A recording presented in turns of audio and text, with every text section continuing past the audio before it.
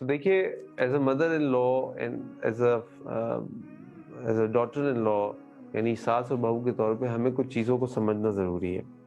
Number one, جب آپ بہو بن کر آتی ہیں نا تو یاد رکھیے، respect your mother in law as your mother, respect your mother in law as your mother. Why? Because یہ جو خاتون ہے نا، یہ آپ کے شوہر کی والدہ ہیں، اور جو شوہر کی والدہ ہیں وہ جیسے میں نے آپ کو بتایا کہ ماں کے کیا حقوق ہیں۔ اگر آپ کے شوہر نیک ہیں تو ان کو پتہ ہوگا کہ ان کی ماں کے ان کے اوپر کیا حقوق ہیں، ان کو کتنی خدمت کرنی ہے۔ تو اگر آپ اپنے شوہر کی ماں کی خدمت، اچھا اب آپ مجھ سے سوال کر سکتے ہیں، آپ کے دل و دماغ میں کچھ ہمارے سسٹرز کے دل و دماغ میں خیال آ رہا ہوگا کہ شوہر کے ماں باپ کی خدمت میرے پہ فرض تو نہیں ہے؟ جی آپ پہ بالکل فرض نہیں ہے، لیکن آپ دو تین چیزوں کو سوچیں۔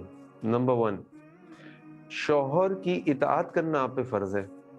اللہ کے نبی صلی اللہ علیہ وسلم کی حدیث آپ نے فرمایا، ایما امرات، کوئی بھی عورت، اذا صلت خمسہا، 5 وقت کی نماز پڑھ لے، وصامت شہرہا، اور رمضان کے مہینے کے روزے رکھ لے، وحسنت فرجہا، اور اپنی شرمگاہ کی حفاظت کر لے، واطاعت زوجہا، اور اپنے شوہر کی اطاعت کر لے۔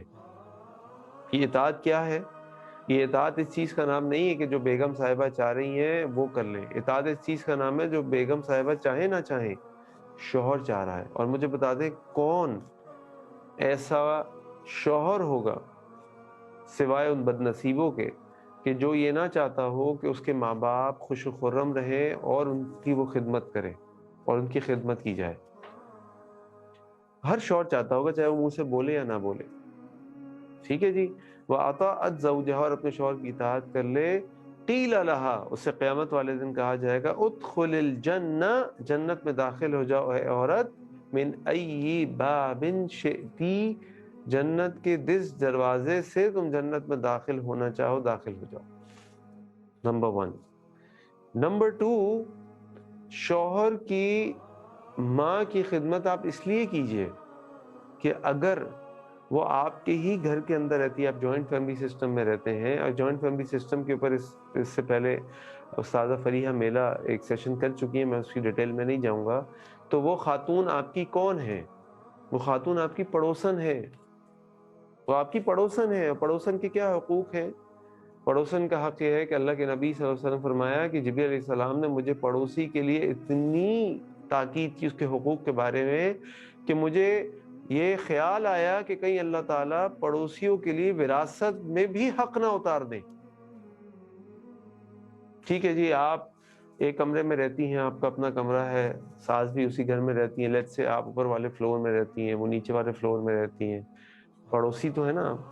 اگر ایک گھر میں نہیں رہتی، برابر والے گھر میں رہتی ہیں، آپ کے یونٹس ہیں، آپ ایک یونٹ میں ہیں، اماں جی دوسرے یونٹ میں، پڑوسن ہے آپ کی، وہ پڑوسی کا کیا حق ہے؟ مجھے بتائیے۔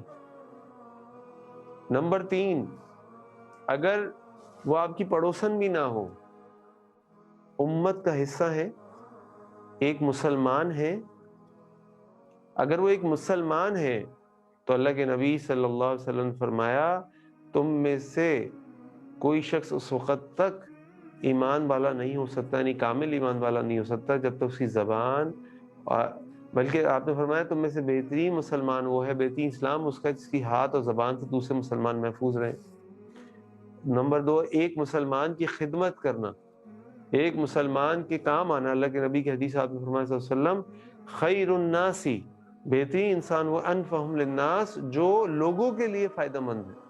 اب آپ کے پڑوس میں کوئی شخص رہ رہا ہے یا آپ کے محلے میں کوئی شخص رہ رہا ہے اور اس سے آپ کی رشتہ داری بھی ہے، اور رشتہ داری بھی کیا ہے؟ وہ آپ کے شوہر کی ماں ہے،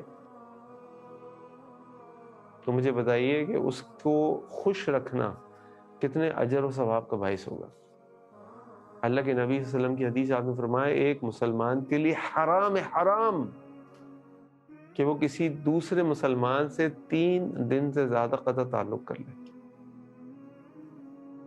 اگر وہ آپ کے شوہر کی ماں ہے، مسلمان تو ہے نا، تو آپ اس سے 3 دن سے زیادہ قطع تعلق نہیں کر سکتے، آپ اس سے ناراض نہیں رہ سکتے، آپ اس سے لڑ نہیں سکتے۔